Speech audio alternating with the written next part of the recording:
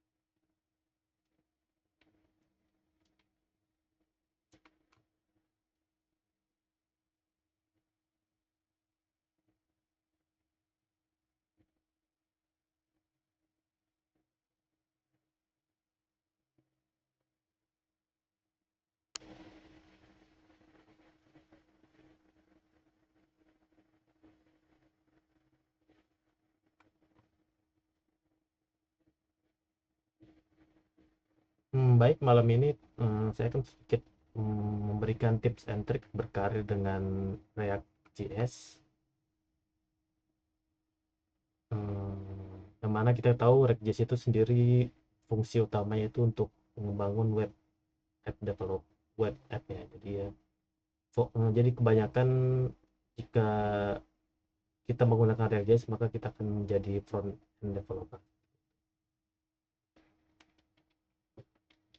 Pertama, mengapa React.js? Mengapa kita harus pakai React.js? Karena yang pertama itu React.js itu cukup populer dan banyak digunakan. React.js itu sendiri sebenarnya dikembangkan oleh Meta, perusahaan Facebook dan Instagram. Itu sebenarnya sebenarnya untuk keperluan internal mereka sendiri. Cuma karena mungkin mereka melihat ini bagus, jadi mereka bagikan ke publik sebagai project open source. Jadi React ini awalnya digunakan oleh Facebook untuk kebutuhan internal, lalu jadikan open source sama mereka supaya semua orang bisa menggunakan React itu sendiri.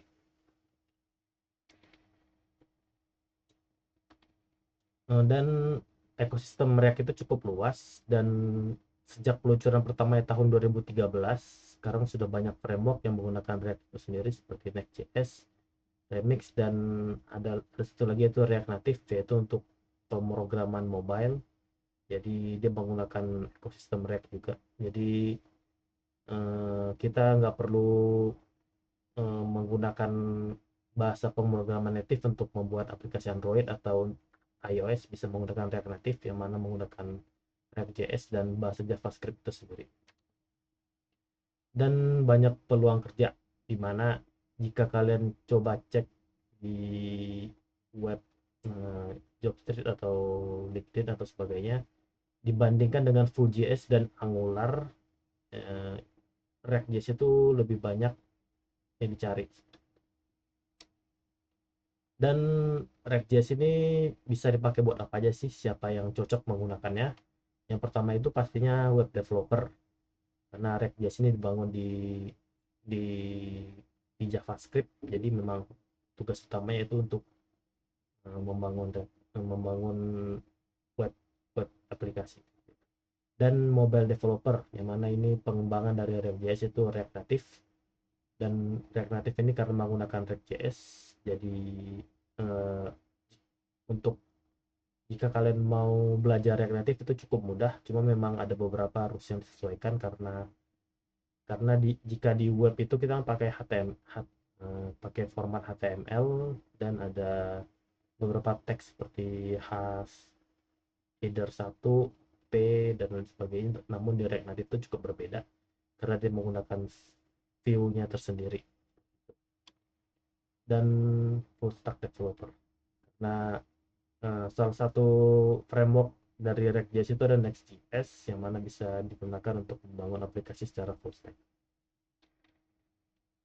Dan ini ada roadmap untuk belajar React.js. Yang pertama itu pahami fundamental web development seperti HTML, CSS, JavaScript. yang mana ini 3 dasar untuk pengembangan aplikasi web. Dan selanjutnya ada IS6. IS6 ini eh, modul dari JavaScript itu sendiri, dan apa ya, lebih ke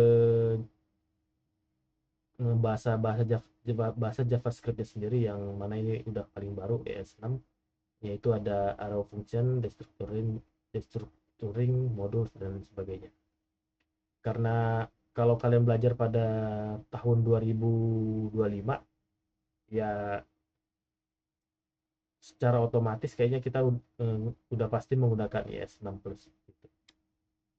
Dan pahami React Core Concept, yang mana ada komponen, props, dan state. Komponen itu adalah bagian UI yang kita pecah menjadi sebuah komponen, dan props itu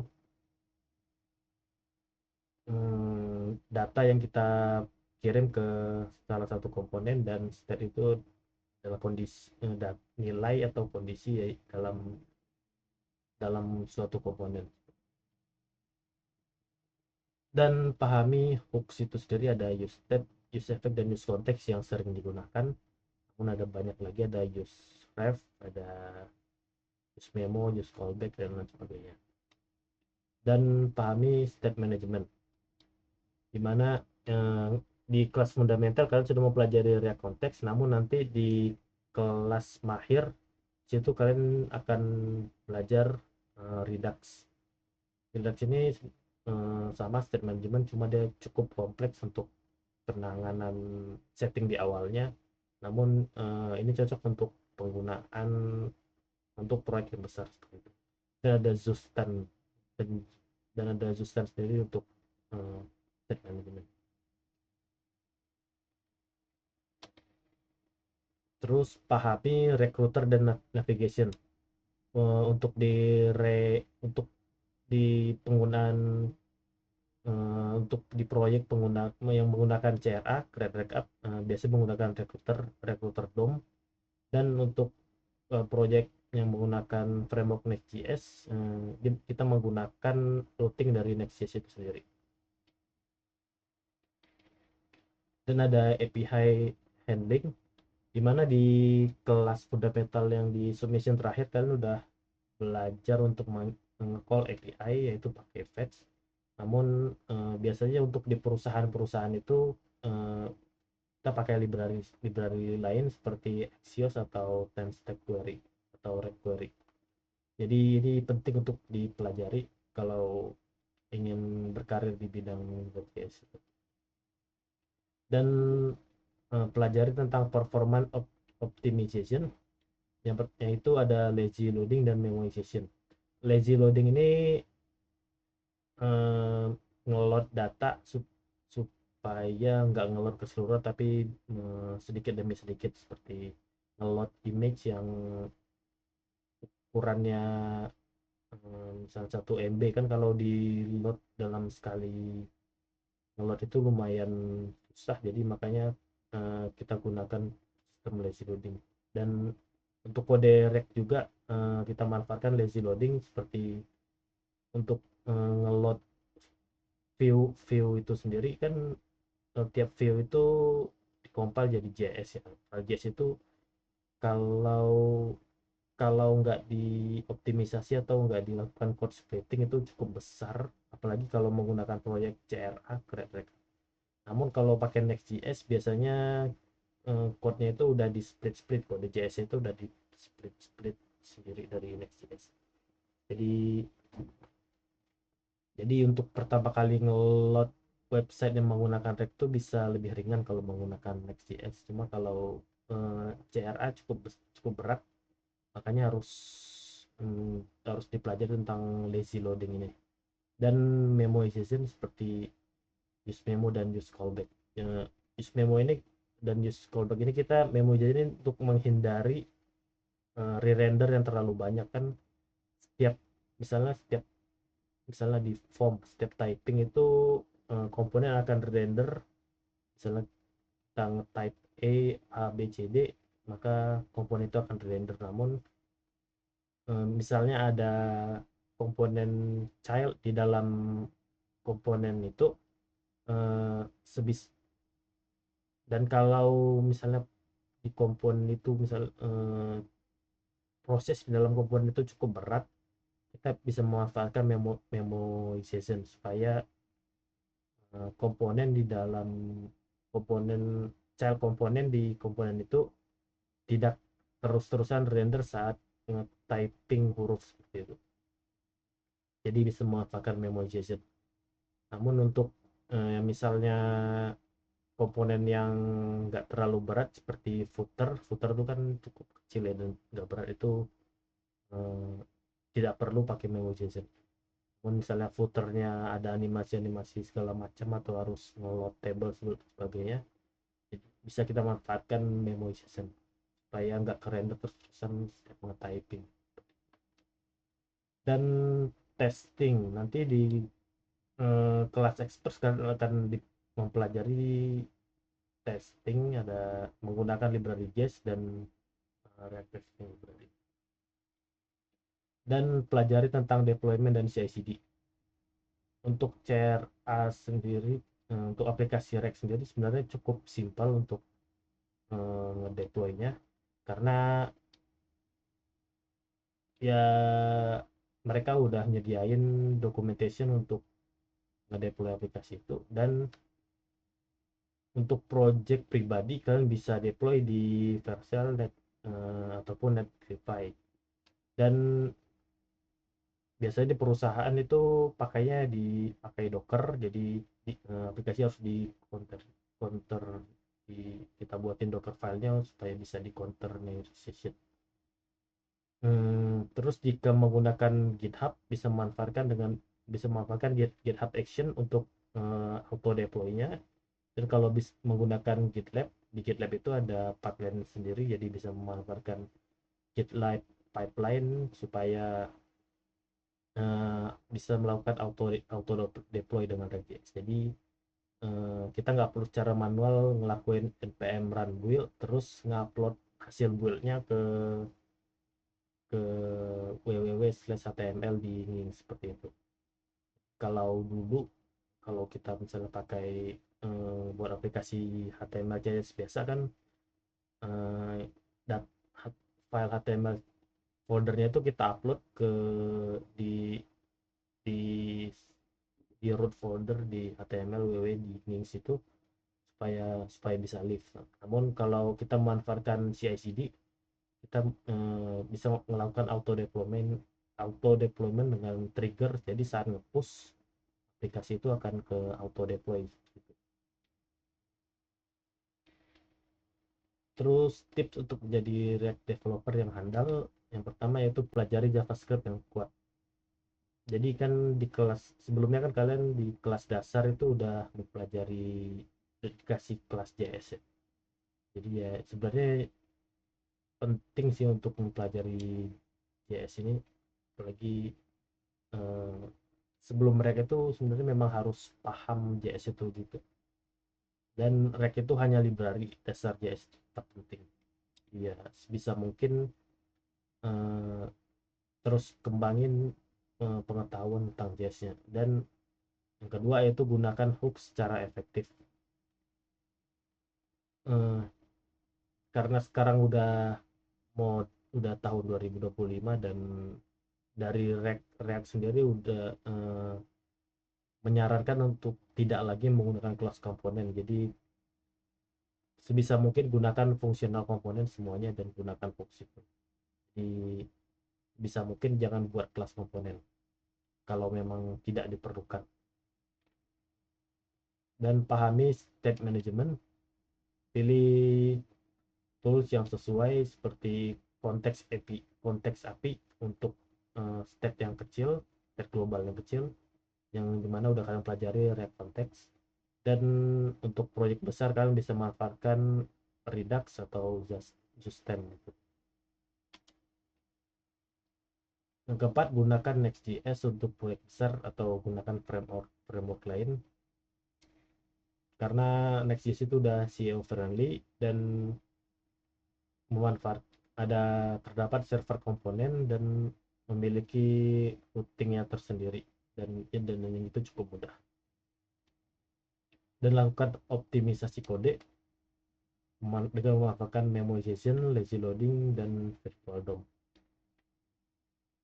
Selanjutnya pelajari testing, karena perusahaan itu biasanya di requirement-nya itu eh, banyak kan eh, memasuki testing testing JS. Pelajari tentang unit test dan integration testing untuk aplikasi supaya bisa lebih stabil. Ini nanti akan kalian pelajari di kelas expert. Terus bangun portofolio yang kuat. Di sini bisa kalian mulai dengan ngebuat aplikasi kecil-kecilan, lalu kalian share di GitHub, share di LinkedIn seperti itu. Dan kalau ingin lebih wah lagi, kalian bisa ikut bantu dengan membuat proyek open source dan kontribusi di repository lain. Yang ke-8 yaitu networking dan komunitas. Jika kalau kalian punya Telegram, itu kalian bisa cari React.js Indonesia atau JavaScript Indonesia, atau sebutkan nama pemrograman lain tambah Indonesia. Itu ada lumayan banyak grup yang bisa kalian join dan cukup aktif. Terus kalau di Indonesia, kalau di level perusahaan sendiri, ada di Google itu ada namanya Google Developer Group. Jadi kalian bisa cari Google Developer Group, yang mana itu cukup aktif untuk ngadain acara-acara kegiatan tentang programming seperti itu. Biasanya mereka cukup aktif ngadain kegiatan sih, dan lumayan tersebar di seluruh Indonesia. Ada di Jakarta, ada Surabaya, ada pokoknya Google Developer Group itu lumayan tersebar. Jadi sebisa mungkin, apalagi kalau kalian masih kuliah, kalian bisa cek di kota kalian apakah ada Google Developer Group, dan kalian bisa join di situ supaya untuk networking dan kenal lebih jauh tentang dunia programming. Dan sebisa mungkin aktif di LinkedIn karena itu cukup berguna. Jadi trik untuk meningkatkan karir yang pertama yaitu buat blog dan video tentang JS. Eh, Pokoknya tulis saja apa yang kalian pelajari, dan dari pengalaman kalian tulis saja, kalian share, bisa di Medium atau LinkedIn, pokoknya tulis saja. Walaupun kalian ngerasa itu belum belum terlalu wah, pokoknya bagikan, tulis saja, walaupun hanya aplikasi notes biasa. Kemudian ikuti hackathon atau open source. eh, Sebenarnya kalau untuk perusahaan Indonesia, untuk project open source tuh bisa dibilang masih kurang dilihat ya, untuk enterprise atau perusahaan Indonesia, karena kayaknya mereka kurang paham atau gimana. Tapi kalau untuk eh, perusahaan luar, mereka cukup menghargai untuk orang yang ikut kontribusi di proyek open source. Selanjutnya ikut sertifikasi dan kursus, bisa seperti ikut IDCamp, di coding, dan Udemy. Eh, yang keempat, jangan hanya belajar tapi juga praktek. Kalian bisa praktek dengan membuat proyek nyata seperti to do app, dashboard, dan e-commerce. Ini hmm, ya kak, ini pokoknya kalian sesuaikan dengan diri kalian. Apa misal apa masalah di sekitar kalian yang bisa kalian selesaikan dengan membuat web app seperti itu. Jadi ini tiap orang sebenarnya bisa berbeda karena backgroundnya beda-beda. Jadi kalian pikirkan masalah apa yang ada di sekitar kalian, lalu kalian coba buat aplikasinya. Dan selanjutnya kalian share di manapun itu, di LinkedIn, di TikTok, di Instagram. Pokoknya kalian share aja supaya bisa dikenal sama orang. Dan siapkan diri untuk interview. Untuk interview ini sebenarnya cukup tricky karena ada banyak macamnya, apalagi kalau interviewnya itu sama HRD yang nggak paham IT. Jadi ya mereka cuma ngelihat jumlah tahun doang. Kalian belajar itu berapa tahun, tahu JS itu berapa tahun, seperti itu. Jadi ya mereka nggak akan tanya teknis, cuma ngelihat tahunnya. Jadi agak susah di HRD itu. Cuma kalau untuk saat interview teknis, nah di situ bisa lebih hidup dalam interviewnya karena eh, dua arah ya. Jadi ya kalian jelasin teknis, mereka karena mereka paham, jadi mereka juga akan tanya balik ke kalian. Terus pelajari tools dan library yang wajib dikuasai. Ada framework. Untuk frameworknya kalian bisa pelajari Next.js dan Remix. Untuk step management, eh, pertama kalian belajar Redux dan Session. Untuk styling selain CSS kalian harus pahami juga Tailwind, karena Tailwind ini cukup cukup banyak cukup banyak digunakan di perusahaan. Dan style komponen, cuma yang penting sih Tailwind CSS dan CSS, karena yang paling banyak itu pakai Tailwind CSS, lumayan banyak. Dan pelajaran tentang API dan data fetching menggunakan Axios dan jQuery. Terus ada library testing, ada Jest dan Red Testing Library. Dan ada library DevTools, satu Eslin, Prettier, Git, Docker. Untuk di React Expert kalian akan eh, disuruh untuk nge-setting Eslin sendiri. Jadi nanti kalian di sana akan pelajari Eslin dan Prettier, itu supaya supaya kode kalian tuh konsisten dan mengikuti standar penulisan kode yang ada, seperti standar dari Airbnb, standar Google. Pokoknya mereka itu punya standar dalam penulisan kode JS itu. Jadi nanti di React Expert kalian pelajari ini. Selanjutnya itu adalah memiliki spesialisasi. Spesialisasi dapat membantu meningkatkan nilai dan daya saing.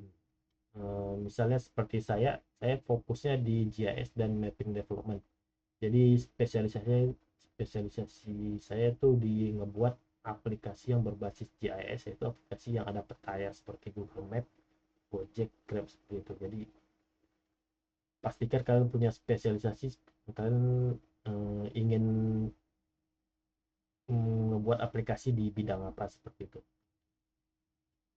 Terus ada yang fokus di front end UI UX ya, dan Figma slicing, yaitu dimana ini kalian nanti eh, nge-slicing desain Figma ke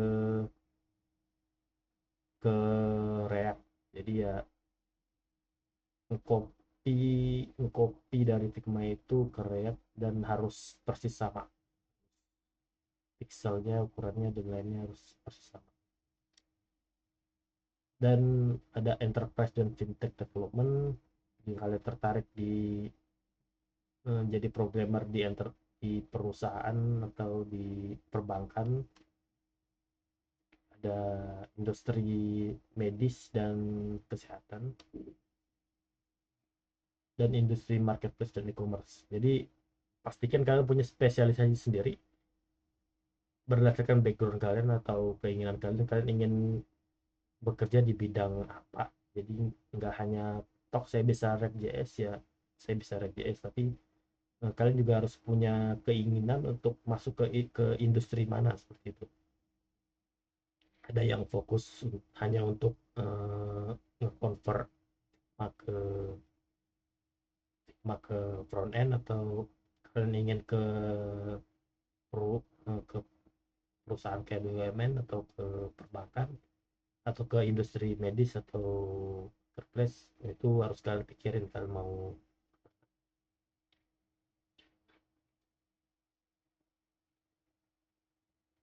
Jika kalian lihat di loker-loker yang ada itu, requirement bisa dibilang lumayan berat, karena ada banyak kali biasanya.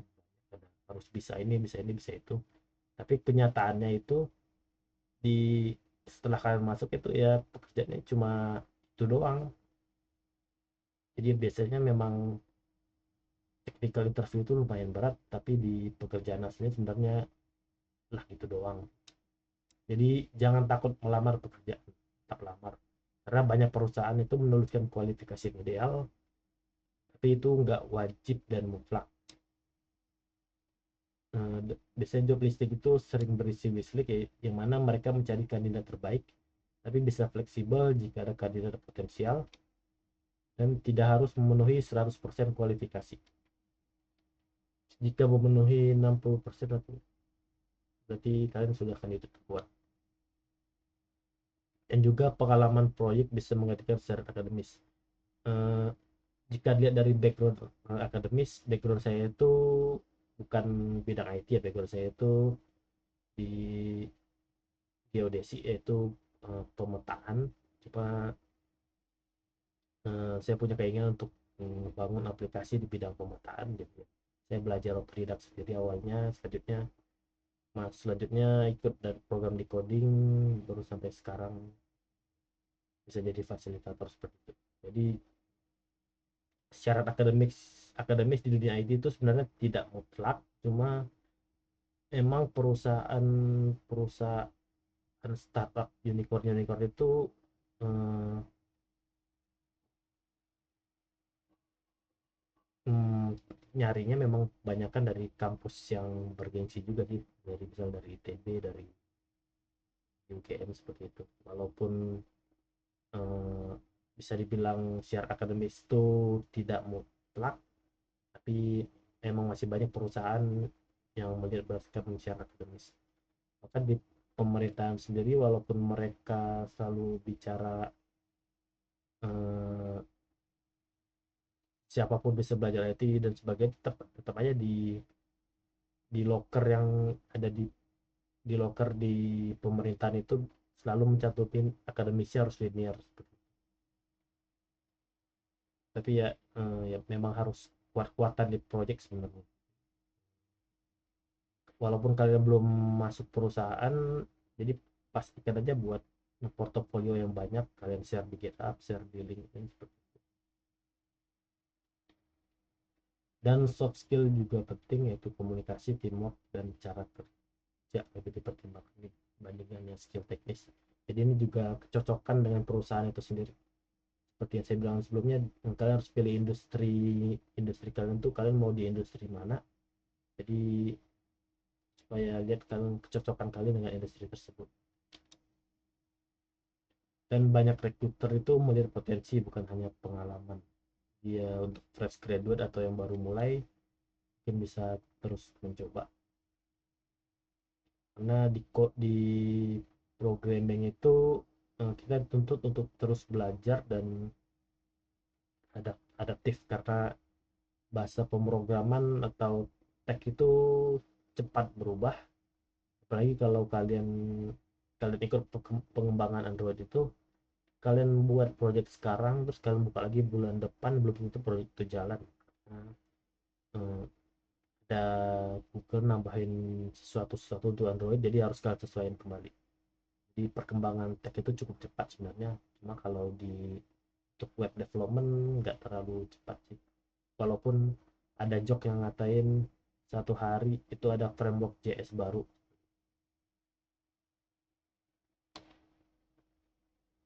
Terus kesimpulannya yang pertama yaitu in the end, tidak ada tips and trick yang cocok untuk semua orang.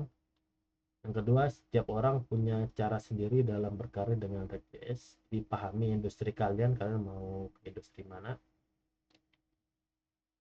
Terus ada yang berkembang lewat freelance dan proyek open source. Kalau saya jalurnya ini sih, lebih banyak freelance dan ikut proyek daripada eh, daftar di enterprise, karena bisa lebih fleksibel dan lebih bebas aja dibanding daftar di enterprise. Dan ada juga yang lebih nyaman bekerja di startup dan atau korporasi besar. Jadi tergantung kalian mau bekerja di mana. dan ada yang fokus di health tech, fintech, dan UI UX, dan ada yang sukses dengan bootcamp, kursus online atau otodidak.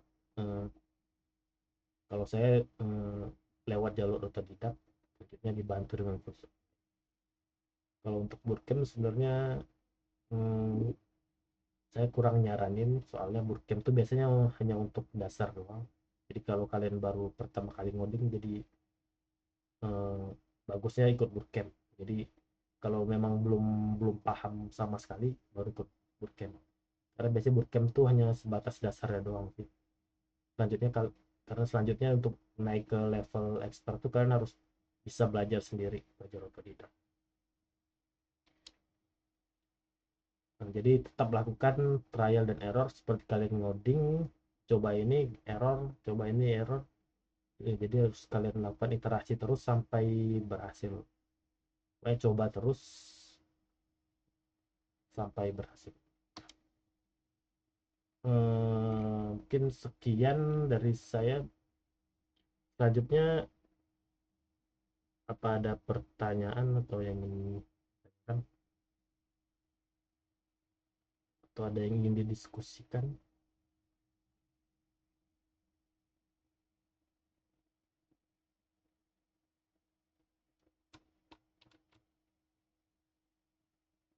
Mas mau tanya sedikit boleh.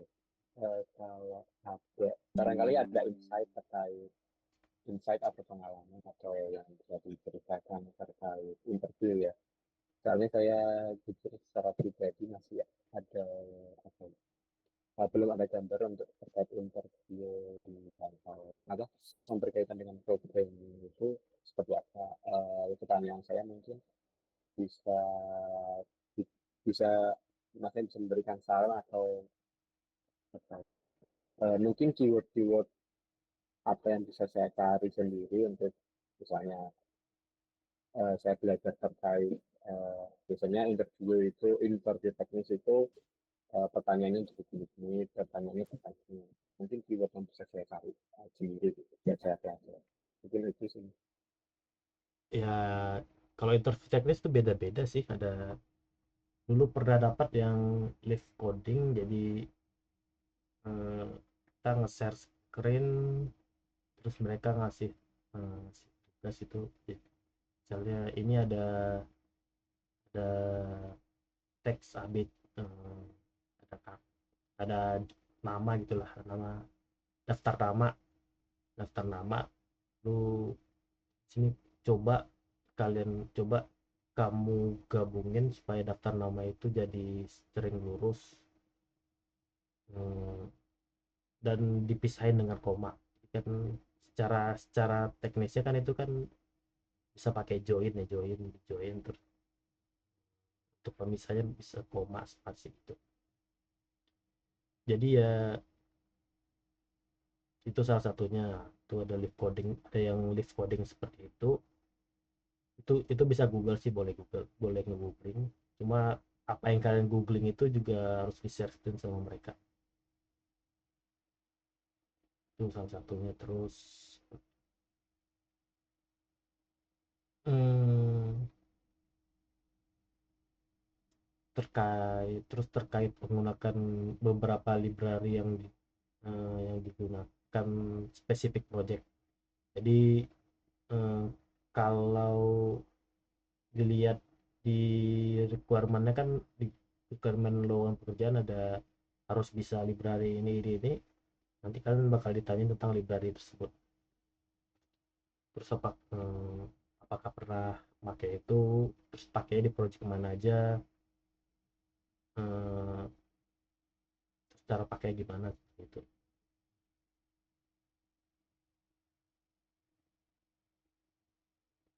Ya macam-macam sih sebenarnya, tergantung tergantung recruiter, recruiternya.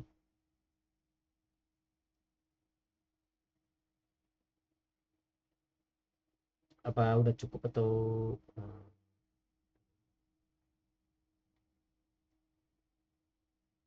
Ya sudah ini jadi contoh lain pasti. yang lain? Saya mau tanya dong Kak. Boleh. Kalau misalnya di dunia karir gitu, ada jabatan-jabatan gitu terkait job kayak misalnya kita sebagai front end bisa jadi junior, bisa jadi intermediate, jadi senior, lead, atau bahkan head gitu. Nah, biasanya syarat-syarat untuk naik tingkatan, contoh misalnya kayak kita mungkin eh, fresh graduate itu jadi junior gitu misalnya. Nah, kalau misalnya kita pengen jadi senior, senior developer atau senior front end mungkin itu biasanya syaratnya tuh apa ya gitu. Eh, Kalau yang saya tahu sih di BUMN tuh syaratnya tahun sih. Di junior tuh baru masuk. Setelah beberapa tahun di sana jadi mid, beberapa tahun jadi senior. Jadi kalau di BUMN sebelumnya yang saya tahu itu dia berdasarkan tahun, jadi bukan berdasarkan skillnya. Namun ada juga perusahaan yang berdasarkan skill sih. Jadi kalau memang tech lead tech lead sebelumnya ngelihat ini udah pantas dinaikin, jadi bisa dinaikin dari dia seperti itu. Jadi tergantung perusahaannya lagi nerapinnya sistemnya tahun atau ngelihat ada HRD atau tech lead yang ngelihat skillnya apakah orang ini udah cocok untuk naik ke level berikutnya atau enggak. Terus kalau di pemerintahan sendiri sih saya lebih sering main di pemerintahan, jadi ya memang ngelihatnya tahun sih. Kalau pemerintah di BUMN itu ngelihatnya berdasarkan tahun. Nah, kalau perusahaan-perusahaan lain biasanya berdasarkan skill.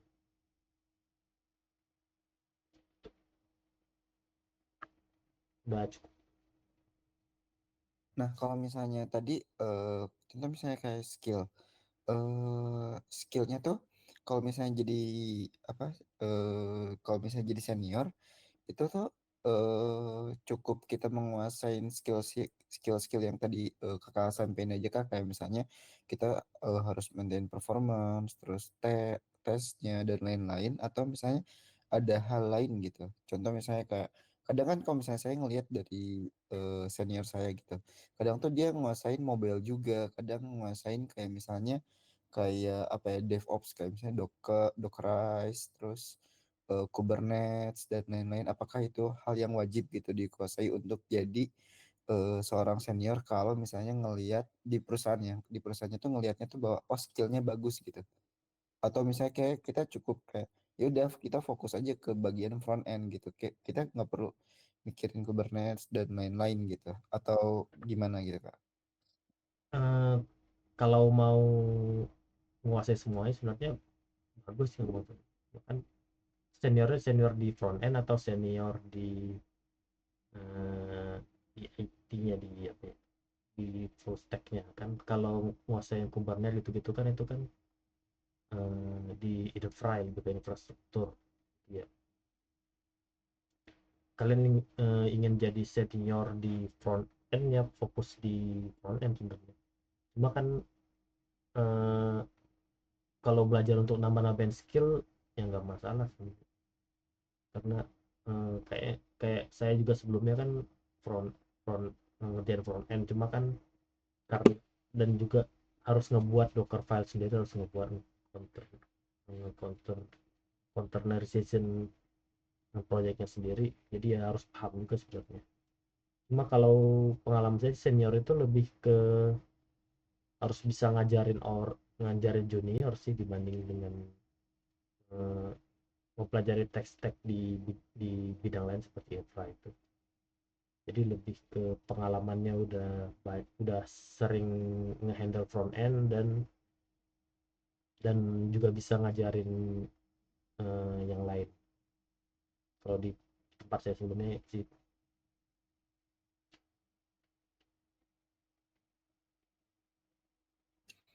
Oh, oke oke kalau gitu. Makasih Kak. Ada lagi yang lain?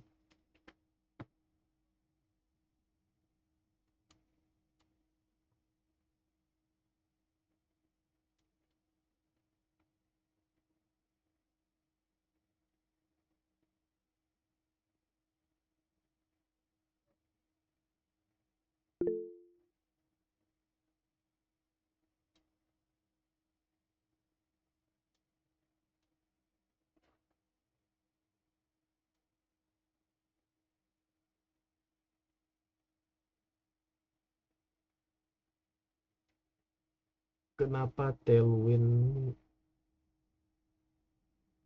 lebih dipilih daripada CSS native? Karena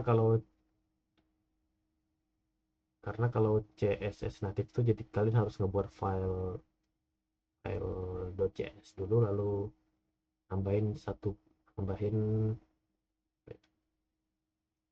eh, mikirin nama kelasnya, terus ngisi stylenya gimana, seperti itu. Jadi Tailwind itu sebenarnya lebih mempermudah sih, jadi kalian nggak perlu ngebuat file CS lagi terus mikirin nama stylenya gitu, nama nama nama nama kelasnya apa. Jadi cukup kalau pakai Tailwind kan misalnya ingin membuat rata kanan kiri kan bisa pakai MX Auto kan. Kalau pakai CS native kalian harus ngebuat file, ngebuat kelas dulu, terus nambahin eh, margin margin right auto, terus margin left auto. Jadi kalau pakai Tailwind cukup nambahin kelas name MX Auto. Awalnya saya pikirin juga memang Tailwind tuh ribet sih daripada pakai CSS biasa. Cuma kalau udah terbiasa, itu malah lebih enak karena tinggal tinggal tulis class name terus nambahin kelasnya sesuai Tailwind, langsung jadi. Dan juga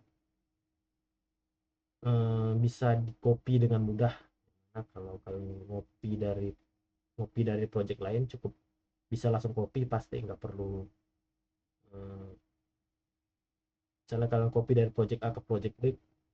Kalau kalian copy komponen A pakai kalau kalau pakai Tailwind, kalian bisa langsung copy, langsung paste. Tapi kan kalau pakai CSS native kalian harus copy komponen A, terus kalian harus copy file CSS yang seperti itu.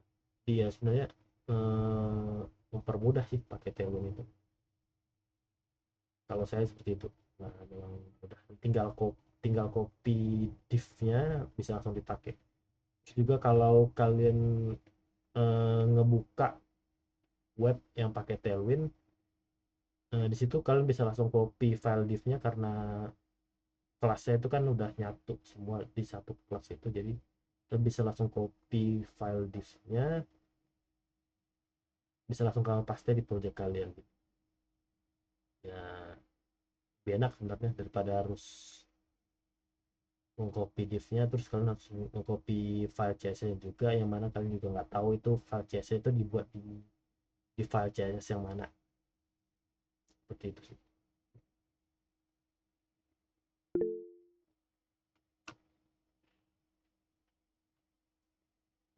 Ya Mas Usman bisa. Baik kakak, saya sebelumnya pernah belajar Vue.js seminggu secara otodidak. Itu saya sudah bisa meraba-raba alurnya. Kurang dari sebulan saya sudah berhasil buat aplikasi. Kemudian saya pindah ke React.js. Di React.js saya 1 bulan belum dapat apa-apa.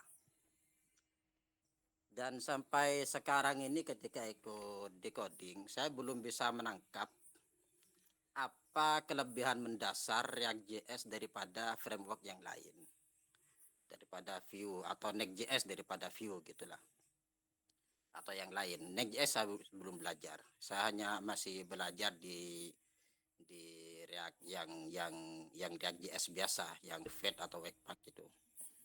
Jadi saya masih bingung kelebihannya React itu apa sih. Sekian kakak, terima kasih. React dibanding Vue itu karena React itu lebih ke cukup paham JS-nya aja sih. Jadi React JS itu dibangun dengan full JS, yang mana itu sintaksnya itu pakai JS semua. Sedangkan kalau Vue itu kan ada 3 sintaks yang harus kita buat, ada template, ada style, dan ada JS-nya. Jadi kita harus pahami tiga struktur itu. Sedangkan kalau JS itu cukup, React.js itu cukup pakai JS doang. Jadi kelebihannya itu. Dan ekosistemnya yang lebih luas dibanding Fuzzy karena React itu di maintain langsung sama sama Facebook. Jadi bisa dibilang untuk 10 tahun ke depan masih aman lah, nggak bakal drop gitu banding. Kelebihannya itu sih sebenarnya. Dan juga terus untuk dukungan kalau pakai VS Code, React.js itu bisa langsung dipakai dibanding pakai Vue. Itu kita harus install extension lain supaya bisa nge-supportnya sih. Karena React.js itu hanya JS sebenarnya, jadi bisa langsung dipakai.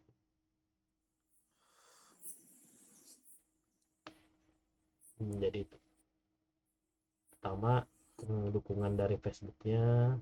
Kedua, dukungan dari VS Code itu bagus untuk React.js dibanding Vue. Terus yang ya, karena hanya JS, jadi lebih simple.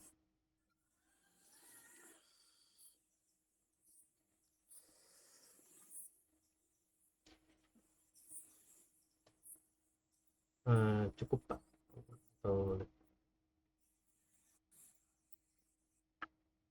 Cukup, terima kasih. Terus sebenarnya kalau kalau kalian ngikutin pengembangan mobile development itu ada Flutter, ada Kotlin, itu mereka juga udah nyontek ke React sebenarnya. Flutter itu kan udah deklaratif UI. Deklaratif UI itu dia ya memang setahu saya pertama kali itu dikenalkan oleh React. Jadi Flutter itu sendiri dia nyontek ke React. Selanjutnya ada Kotlin. Kotlin sekarang ada namanya Kotlin Compose. Kotlin Compose itu juga eh, deklaratif UI. Itu deklaratif UI itu dia juga nyontek ke React. Jadi bisa dibilang bahasa pemrograman modern sekarang banyak yang nyontek ke React.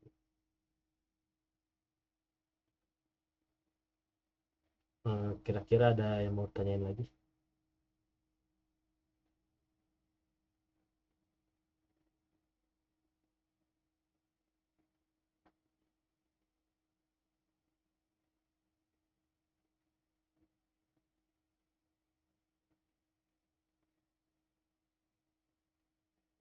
Oh ya, pertanyaan Mas apa berarti library Tailwind yang mirip kayak Bootstrap atau Stencil? Sebenarnya ada sih, bisa cari langsung aja eh, Tailwind komponen namanya. Jadi komponen yang dibuat dari Tailwind yang bisa langsung dipakai. Tapi kalau saya biasanya pakai library lain, terus untuk styling nambah-nambahnya baru manfaatnya dari Tailwind.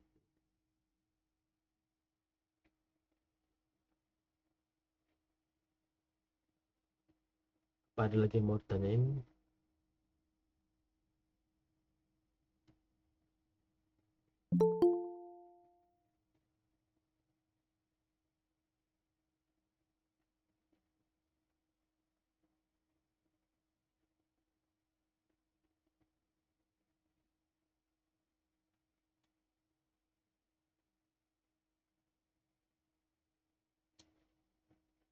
Ya kalau nggak ada pertanyaan mungkin bisa kita cukupin sampai sini.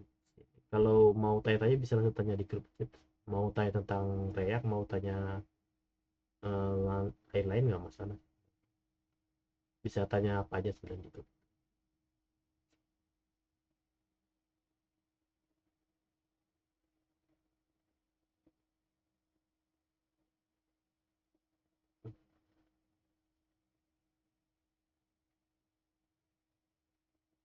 Ya baik, terima kasih udah pada datang. Jadi kita akhiri aja eh, pertemuan malam ini.